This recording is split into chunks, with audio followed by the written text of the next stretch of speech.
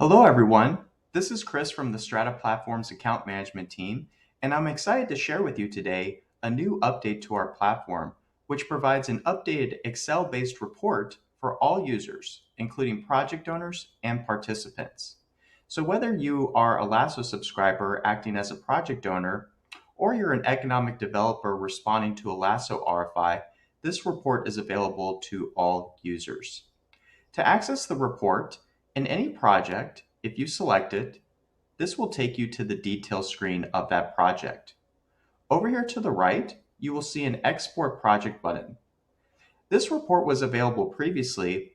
However, one of the first enhancements that we've implemented to this report is the ability to generate it without having to add any properties to the project. So even if you are a participant, for example, who has just accepted an invitation to the project and haven't submitted any properties yet, you can still export this report, which will provide you a list of the questions that are assigned to this project. To generate the report, you simply click on the Export Project button, and this will trigger a download to your computer. Once downloaded, you can then click on the downloaded file to open the report. Now that we've opened our report, let's take a look at a few of the enhancements. The first is the addition of the order column. Now, when you export your project responses from Lasso, it will list your project questions and responses in the sort order that they appear in the Lasso project. Next, we have the phase column. Lasso subscribers that act as project owners have the ability to assign their project questions in phases. This means that they can release the questions at different periods of time. So now, when you export the project questions, you will see exactly which phase those project questions were assigned to. Next, we have the type column. In Lasso, project owners have the ability to assign specific answer types to their questions. This controls the way responses are gathered in the Lasso project. There are three different types of answer types. There is the text answer type, there is also choice, and then we also have numeric.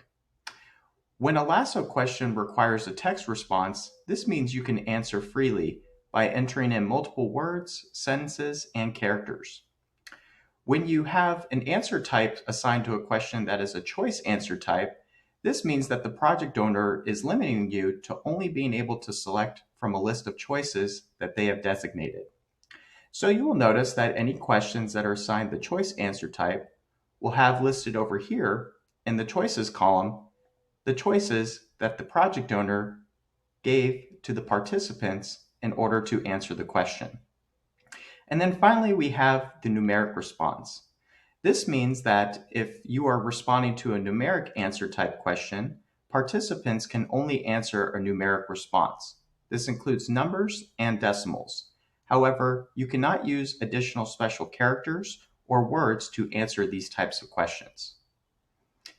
We also have several columns over here to the right, from columns H to O, that have been added to this report. In column H, we have the required column. This lets you know if the questions that were asked were marked as required by the project owner, meaning you would have had to answer these questions as a participant in order to submit your property at the end of the project. To wrap us up, let's take a look at the columns I through N, which are all related to any questions in a project that have been marked as a requirement by the project owner. A requirement question is a question that must be answered before a participant can add properties and answer the remaining questions in a Lasso RFI. A requirement you can think of as a must-have or fatal flaw when a project owner is considering properties for a project. So you will find that most questions will be marked no as a requirement because, again, these are very rare, and typically there will only be 1 to 3 requirements per project. So we can see here for this question, please indicate the total acreage for the proposed site. The project owner elected to make this question a requirement. Then for columns J through N, these are the parameters that they set for the requirement.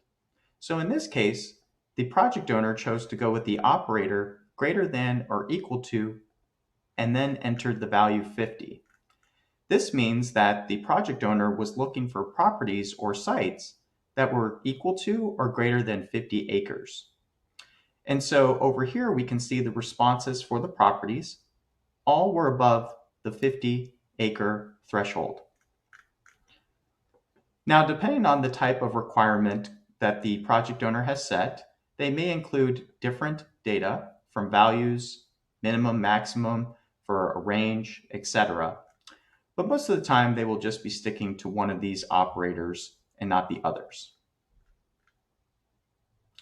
Lastly, we have the choices column, which we've referenced earlier.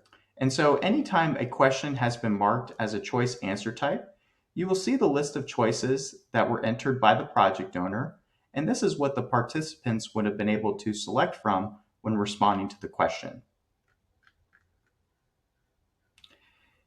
Thank you for watching today's video. If you have any questions, please email support@lassoediap.com.